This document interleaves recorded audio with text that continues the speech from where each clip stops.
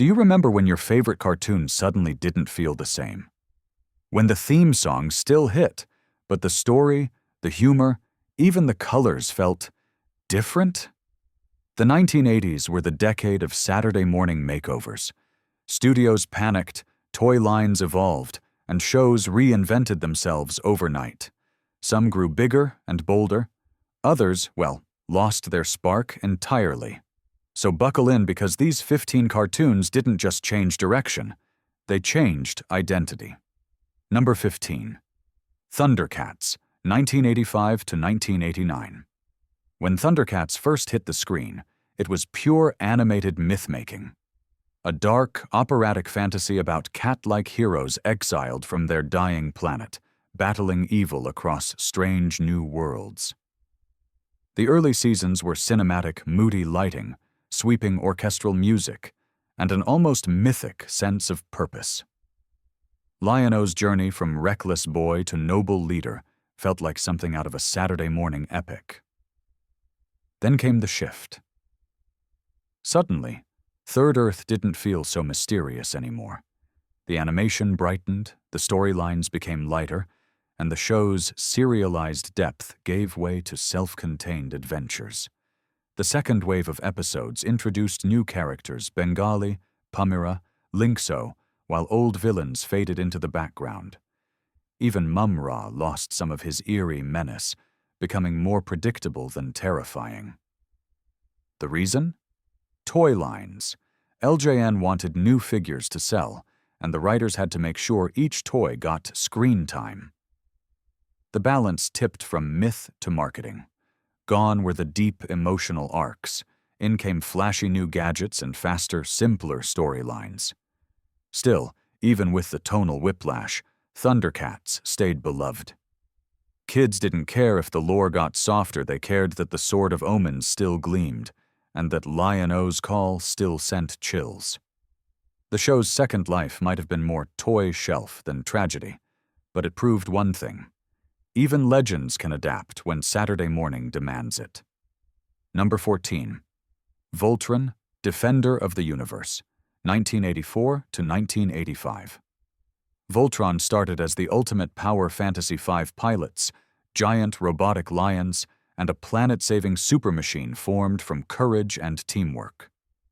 The first season, adapted from Japan's Beast King Go Lion, had real drama. Characters risked everything, enemies were ruthless, and every battle felt epic. The animation carried that intense anime energy Western audiences weren't used to seeing yet. Then, mid-series, Voltron morphed literally. The producers ran out of episodes from Go Lion and stitched together a completely different Japanese show, Armored Fleet Derugger 15, renaming it Vehicle Voltron. Suddenly, instead of 5 lion pilots, there were 15 humans in cars, planes, and sea vessels, forming a new version of Voltron. The tone shifted from dark space opera to something closer to a colorful science lesson with occasional action. Fans were caught off guard. The new Voltron looked different, sounded different, and didn't feel connected to the heroic lion pilots they loved. Letters poured in from confused kids demanding the return of the original Voltron. Eventually, the producers listened and brought the lions back, but the damage was done. Voltron became 2 separate identities, stitched together by network necessity. What started as a grand myth of unity turned into one of the most famous animation identity crises of the decade. But even with its split personality, Voltron's theme still echoes across generations: a robot built on teamwork, even if the team kept changing. Number 13. The Adventures of the Gummy Bears, 1985 to 1991. Before Disney dominated weekday afternoons with DuckTales and Chip 'n Dale, there was The Adventures of the Gummy Bears, a show that felt like medieval magic wrapped in bubblegum. The first few seasons were charming but surprisingly rich, following a secret society of bears protecting their forest home with ancient potions called gummy berry juice. It had mystery, mythology, and that rare blend of heart and adventure. Then the tone began to bounce in a new direction. Later seasons introduced brighter animation, more comedic stories, and a growing cast of side characters. Gone were the slow, lore-building arcs about lost gummy civilizations. Instead, the show leaned into one-off gags, simpler villains, and punchier humor aimed at younger kids. Even Duke Igthorn, once a menacing medieval tyrant, became more of a comic nuisance. Behind the scenes, the shift made sense. Disney realized Gummy Bears was connecting with a younger demographic, so they lightened the tone to match Saturday morning competition. Episodes became faster and sillier, perfect for shorter attention spans and international syndication. While older fans missed the sense of magic and discovery, the brighter, poppier version kept the show alive for 6 years, longer than most cartoons of its time. And in the process, it quietly laid the foundation for what we now know as the Disney afternoon. Not bad for a group of bouncing bears who just wanted to keep their forest safe. Number 12. Jem and the Holograms, 1985 to 1988. When Jem and the Holograms first hit the airwaves, it was a glitter-soaked explosion of music, fashion, and identity. Jem wasn't just a singer, she was Jerrica Benton, a record executive leading a double life powered by holographic technology. The early episodes were all about rivalry, romance, and the power of female friendship wrapped in neon energy and synth-pop anthems. Then came the remix. As the show gained popularity, writers shifted from emotional drama and complex storylines to faster, flashier plots that favored spectacle over substance. The Misfits, once fierce rivals with layered personalities, became cartoonish troublemakers. Conflicts that once felt personal now played out like exaggerated stage acts. The reason was marketing, pressure. Hasbro wanted the show to compete directly with Barbie and the Rockers, which meant a heavier focus on style, songs, and merchandise. The series turned from soap opera to music video showcase fun to watch, but missing the heartfelt tension that made it unique. Still, Jem never lost its cultural spark. Even after the tonal shift, it remained one of the few shows where women led every story, every song, and every rescue. Fans still quote the line, "Jem is truly outrageous," not because of the glitz, but because the show dared to be emotional in an era of laser battles and toy tie-ins. Jem proved that sometimes, even when you change the tune, the melody stays iconic. Number 11. Captain Planet and the Planeteers, 1989 to 1996. When Captain Planet first aired, it didn't look like your typical Saturday cartoon. It had a mission literally. 5 kids from around the world combined their elemental powers to summon Captain Planet, a hero made of pure environmental energy. The early seasons were intense, tackling pollution, greed, and global responsibility, with a level of seriousness few shows dared to attempt. But as the seasons rolled on, the show's tone began to shift. What started as eco-education with a sharp edge softened into colorful lessons wrapped in lighter storytelling. The villains, once symbolic of real-world destruction, became exaggerated caricatures. The dialogue turned cheesier, and Captain Planet's one-liners started to sound more like slogans than warnings. Why the change? Viewer fatigue. Early episodes were too heavy for the youngest audience. To keep ratings steady, producers added more humor, less danger, and simpler solutions. The Planeteers went from facing massive disasters to solving personal moral lessons. Yet, even with its campier later years, Captain Planet left an undeniable legacy. It introduced environmentalism to an entire generation, inspiring kids to care about the world long before going green became trendy. Sure, the tone shifted from bold activism to gentle optimism, but its message never vanished.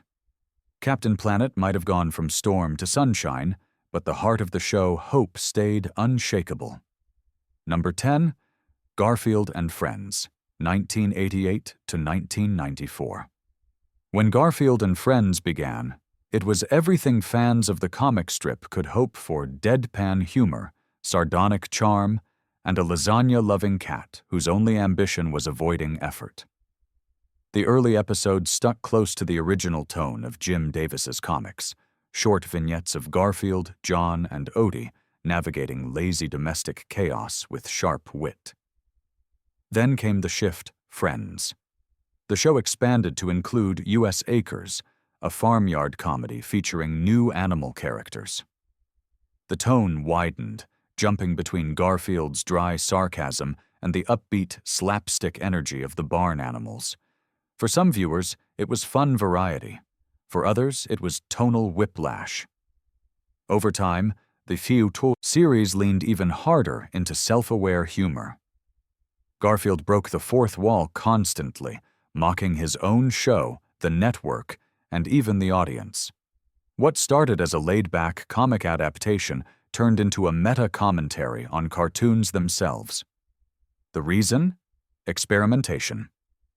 CBS and the writers realized Garfield's humor worked best when it poked fun at television tropes, so they let the cat talk back, literally.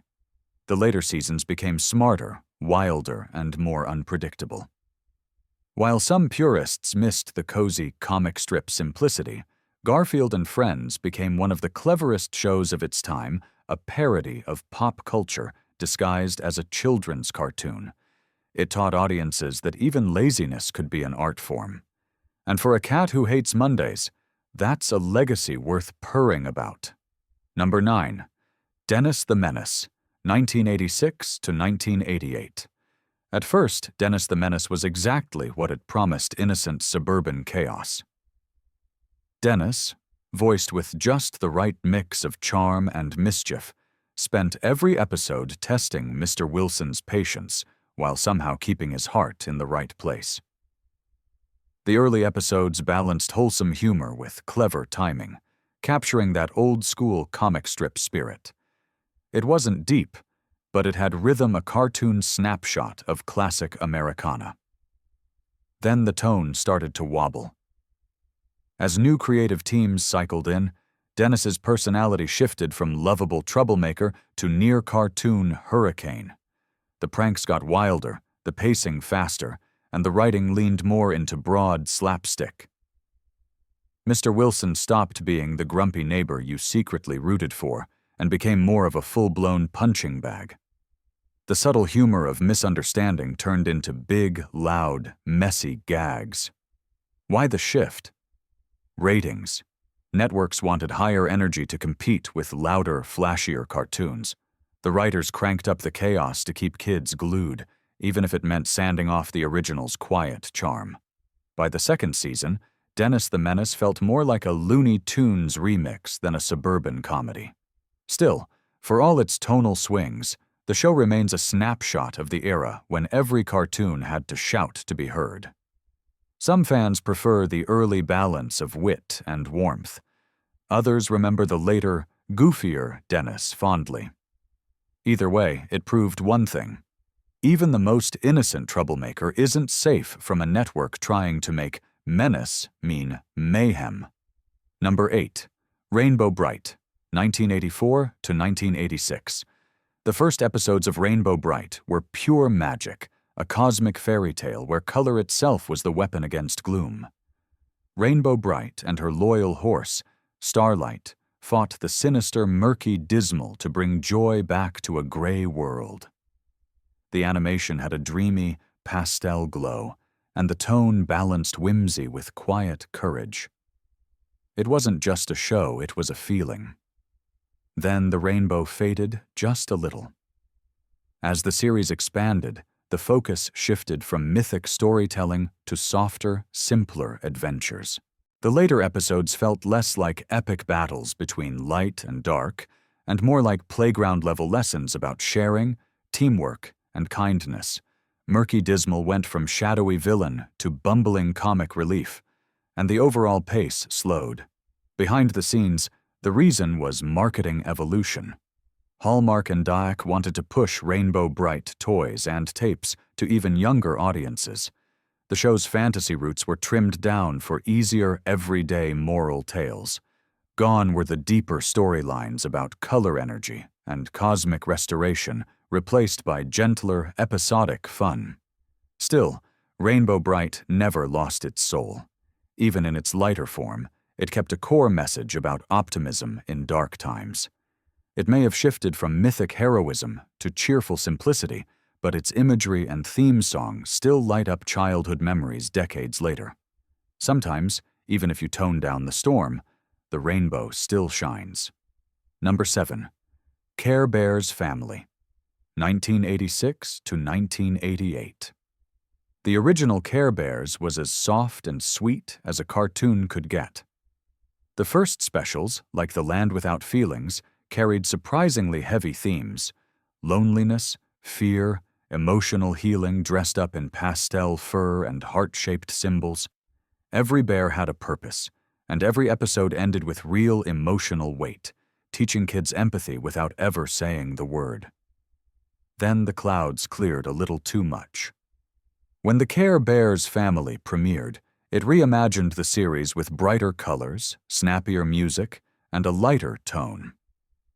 The new Care-a-Lot was a bustling town instead of a mystical cloud world, and the stories focused more on teamwork and friendship than emotional growth. Villains like Beastly and Shrieky replaced the haunting villains of the early films with sillier antics and harmless failures. It wasn't just a creative choice, it was strategic. The original tone, while heartfelt, skewed older. To reach preschool viewers, Nelvana softened the edges, swapped the deeper allegories for easier adventures, and added catchier songs. The result was a show easier to syndicate worldwide, but less emotionally layered. Even so, it worked. The Care Bears Family became the definitive version for millions of kids, proof that kindness and color never go out of style. Sure, the tears were replaced with giggles, but the magic stayed, proving that even when you dial down the drama, heart still wins. Number 6. Dungeons and Dragons, 1983 to 1985. When Dungeons and Dragons debuted, it was unlike anything else on Saturday morning.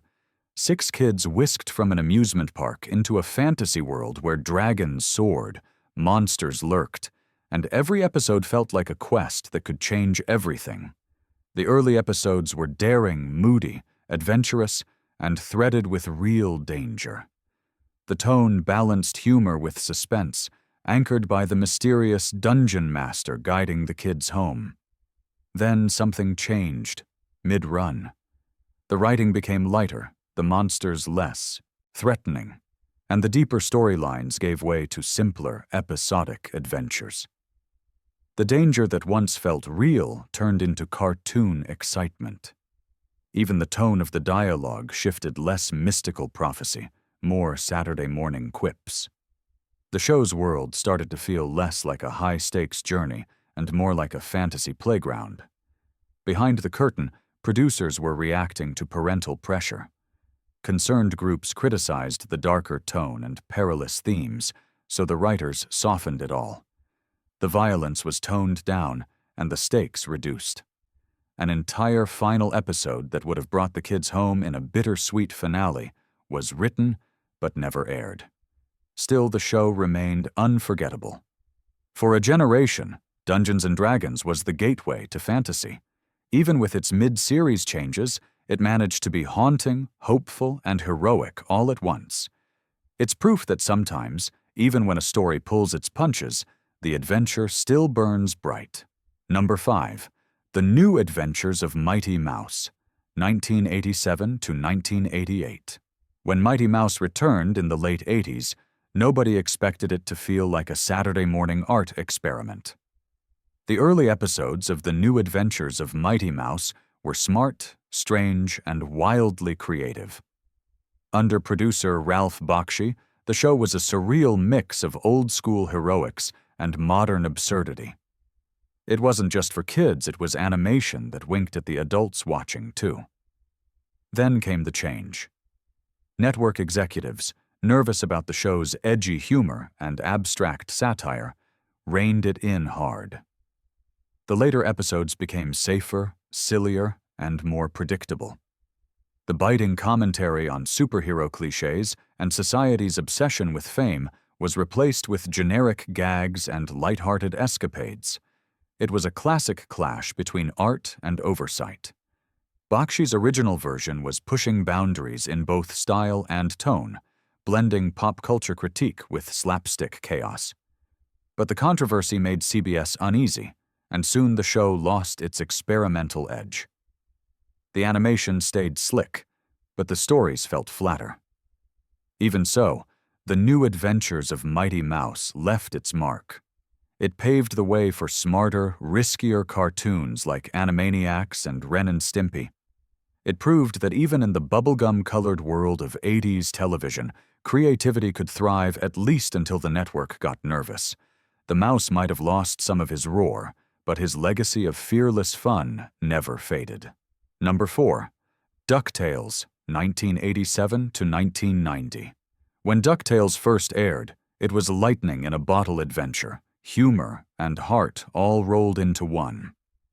Scrooge McDuck and his mischievous nephews traveled the world chasing lost treasures, uncovering mysteries, and crossing paths with villains straight out of pulp fiction. The early tone was swashbuckling and bold, blending humor with genuine adventure. Then, around the later seasons, things began to change. The show started weaving in more science, fiction elements, turning away from its globe-trotting roots. New gadgets, robots, and outer space plots replaced the Indiana Jones-style adventures that made the first episodes shine. Gizmoduck, a superhero in a metal suit, became a breakout star, shifting the tone from treasure hunting to comic book heroics. The shift wasn't random. Disney was testing the waters for an entire animated universe, laying the groundwork for future spin-offs like Darkwing Duck and Tailspin. As the world of Duckburg expanded, the once simple adventure series turned into something much bigger, an evolving experiment in storytelling and branding. Some fans missed the original format's balance of humor and mystery, but others loved the expanded scope. DuckTales may have traded buried gold for high-tech gadgets, but it proved something groundbreaking that animated storytelling could evolve and still keep audiences hooked. Whether it was in a pyramid, a lab, or outer space, adventure was always just around the corner. Number 3. Adventures of the Galaxy Rangers, 1986. When the Adventures of the Galaxy Rangers debuted, it was unlike anything else on American TV. Imagine a space western that treated kids like adults with guns replaced by lasers, deep character arcs, and serialized storytelling. The early episodes were intense, cinematic, and visually stunning for their time. Heroes like Zachary Fox and Nico faced moral dilemmas and intergalactic threats that felt straight out of a live-action sci-fi show. Then the series hit a mid-run identity crisis. The tone softened, the stories became less serialized, and the darker plots about cybernetic revenge and alien slavery gave way to lighter, stand-alone adventures. The humor increased, and the tension dropped. What had been a gritty space odyssey slowly morphed into a more conventional Saturday morning cartoon. The reason? Network concerns. Syndication executives wanted something easier to re-air out of order. The show's original serialized format made that hard to do, so the writers simplified it. It meant less emotional continuity and fewer long-form arcs. Still, Galaxy Rangers stayed ahead of its time. It proved that even when watered down, an ambitious cartoon could have cinematic storytelling, mature themes, and a loyal fan base. It may have changed gears halfway through, but its early daring spirit influenced everything from Exo Squad to Batman, the animated series. It wasn't just a cartoon, it was a blueprint for the future of sci-fi animation. Number 2. Aleph, the animated series and Alf Tales, 1987 to 1990. The original Elf cartoon started as a charming prequel to the live-action sitcom, following Gordon Shumway, better known as Elf, back on his home planet of Melmac, before he ever crashed into suburbia. The tone was lighthearted but surprisingly clever, blending alien culture satire with slapstick humor. It had just enough world-building to make Melmac feel like a real, quirky place. Then, midway through, things took a left turn straight into Alf Tales. Suddenly, the same characters were acting out fairy tale parodies, from Cinderella to Jack and the Beanstalk. The sci-fi setup was gone, replaced with theatrical storytelling and broad comedy. The tone flipped from witty parody of suburban life to sketch-style fantasy. The reason was simple: ratings fatigue. The first Elf cartoon wasn't holding young viewers, so NBC tried retooling it into a series of pop culture fairy tales to attract a wider audience. The new format was colorful, imaginative, and fast-paced, but it lost the grounded humor that made Elf so lovable. Still, both versions have their defenders. The early ALF episodes built a surprisingly detailed alien world, while ALF Tales gave the writers creative freedom to do anything. Together, they form a fascinating case study in how one idea can be reimagined mid-run into something completely new, whether fans asked for it or not.